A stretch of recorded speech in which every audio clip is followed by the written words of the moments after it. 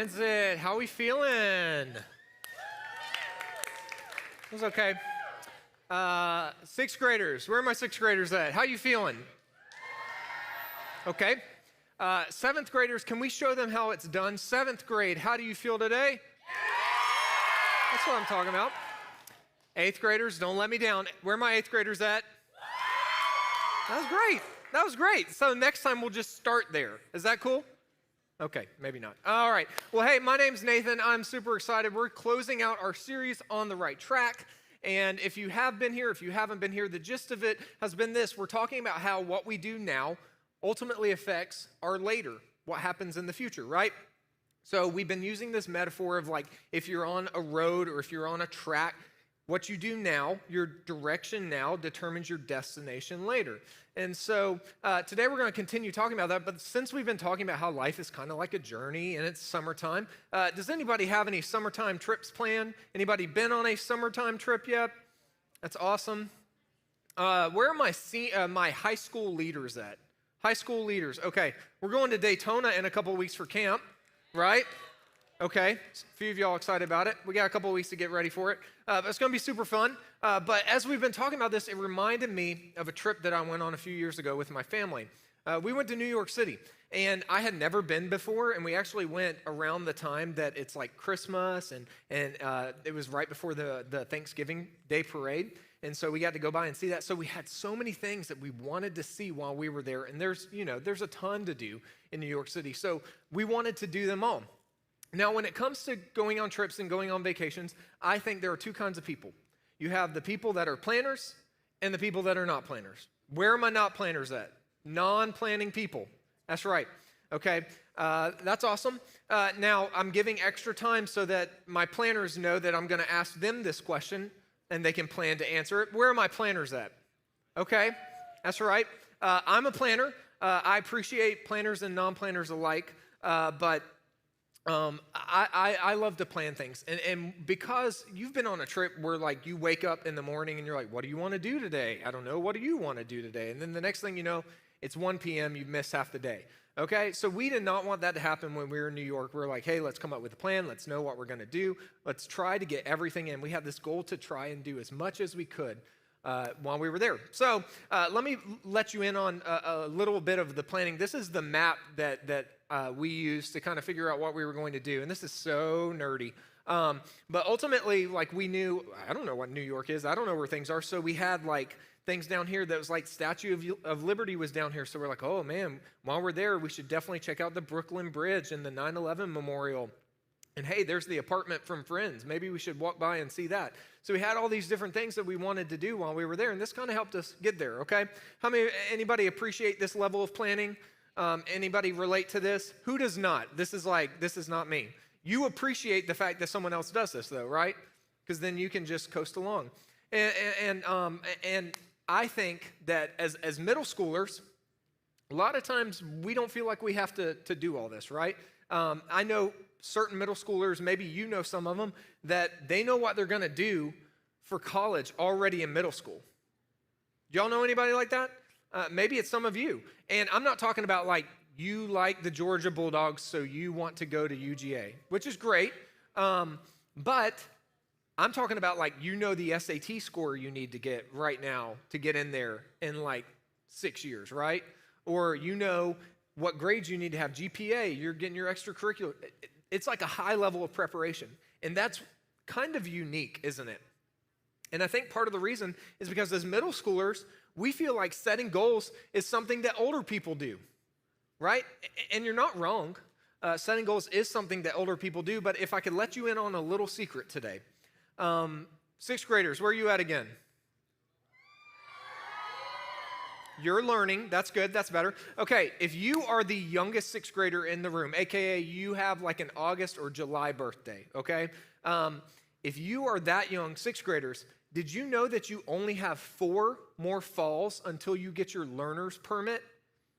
Also meaning you can drive a car with a supervised adult after 4 more falls. So 7th, 8th graders, that's actually even less for y'all. You get that? So let's look at another one. That's right. you have 7 spring break sixth graders before you graduate from high school. So 7th, 8th graders, you can do the math. You can figure out, oh, we actually have even less than that. That's crazy, right? You graduate high school in 7 spring breaks, and you're out of the house. It's crazy. And this one is really unique. All middle schoolers in here. We just had a presidential election this past fall, but did you know that there's only one more presidential election before you get to vote for the next president of the United States? That's crazy, right?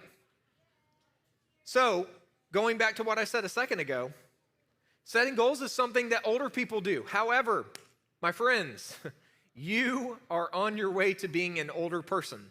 Some of you a little faster than others, but all of us, we are getting older, and before you know it, you're going to find yourself in some of these situations. Crazy. But if we know that setting goals is something that older people do, maybe it's something we should think about. And I'm not talking like have like a 40-year plan. 40 years from now, here's what I want to do. Okay, that would be cool. Chances are some things probably will change before then. But ultimately, what I'm talking about is that we start thinking about what we want life to look like. What do you want your life to look like in a few years? Maybe in a handful of years down the road. And the fact of the matter is, you only have one life, right? You only get one chance, and you want to get it right. You want it to be the best it can be. And guys, we want that for you too. And even more than that, that's what God wants for you. He wants you to have the best life possible. So how do you do that? Well, luckily, the Bible actually gives us an answer. It gives us a solution to this, and it's found in Proverbs, which Proverbs is just a collection of wise sayings that we've been looking at the last couple of weeks. But in Proverbs 16, it says this: commit to the Lord whatever you do, and he will establish your plans. Commit, and he will establish. I love this because you have these two words here. You have commit and you have establish. Commit is actually something that we do, right? We commit, and then God is the one who establishes. So we kind of get a good end of the deal because when we commit our plans, when we commit whatever we do to God, it's literally us trusting him. It's us giving it to him. It's us dedicating it to him. We give it back to him, and he is the one who does all the work and establishes it. He causes it to like take root, okay? And so I love this, and I think it's really awesome because we do get the good end of the deal. We just have to trust him, and he does all the work. He figures out all the details, which is awesome. However, I know somebody who took this a step further. I heard a pastor say this once. It says, start with God and leave the consequences to him. And I love that because when it says start, I think start can mean a lot of things. It could mean obey God and leave the consequences to him. Could mean trust God and leave the consequences to him. Follow God and leave the consequences to him.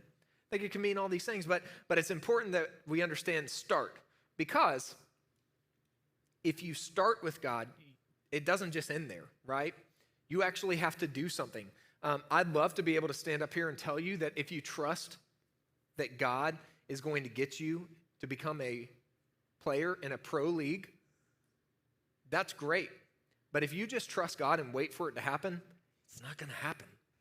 You've got to put in the work, right?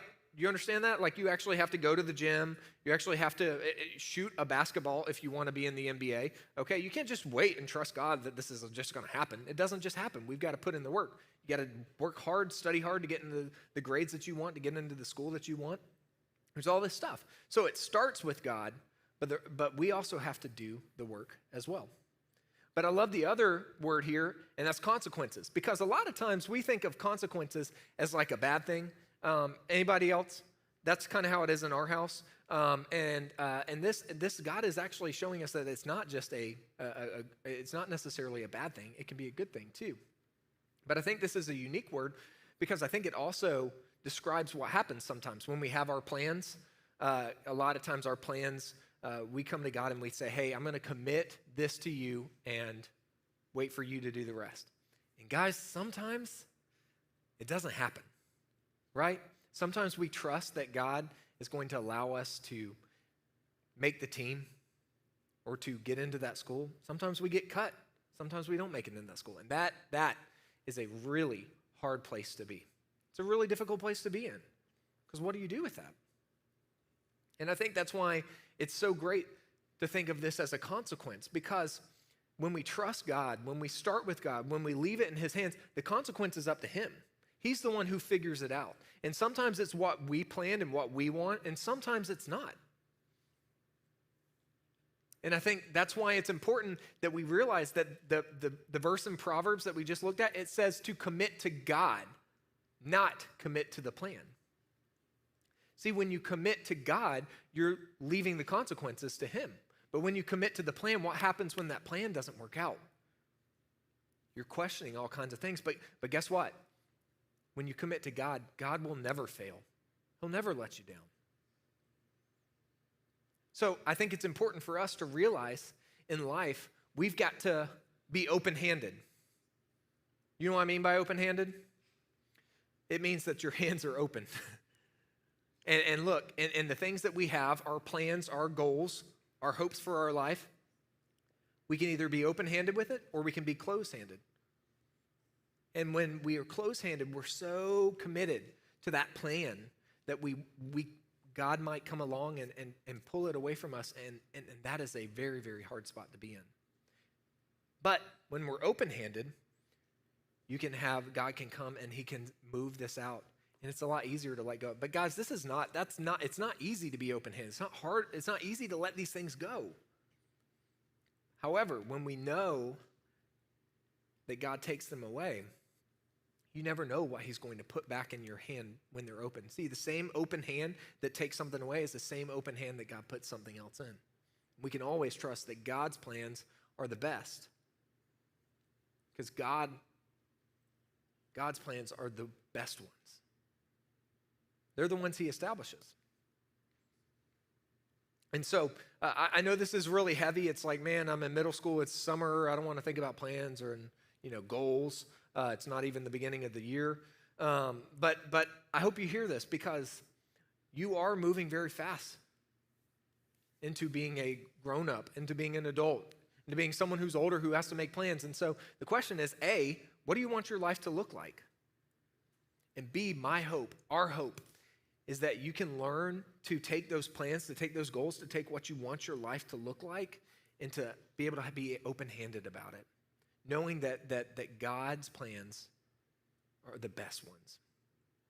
Not what we plan. And get this, when we can live open-handed, when we can fully commit to God and not commit to the plan, this is when we realize that basically our plans that might have been this, we don't want our plans as much as we want what God has for us. We want his plans. Does that make sense?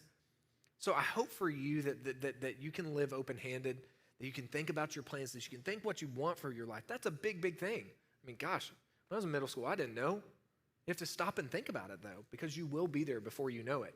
Just like some of y'all will be holding a learner's permit before you know it. Okay? So today we're going to go to small group. We're going to talk some more about our goals, our plans, what God has for us. And I hope that you can remain open-handed and think through that and let that kind of guide your thinking and your planning. So before you go, though, I'd love to pray for you. Father God, thank you for this day. Thank you for the opportunity that we have to sing a song like we did earlier that says, today I give it all to you. And that's a hard thing to sing. It's an even harder thing to mean, that we really do give it all to you, that our plans, our hopes, our goals, our dreams even, to let go and to say, if I'm going to give it to you, I can't close my hands. I have to be open-handed with it. So I pray that you would help us to do that, that you would help us to realize that the best kinds of plans are the ones that you establish, and that would be the desire for our hearts more than anything else we could hope for or dream of. So we thank you, we love you,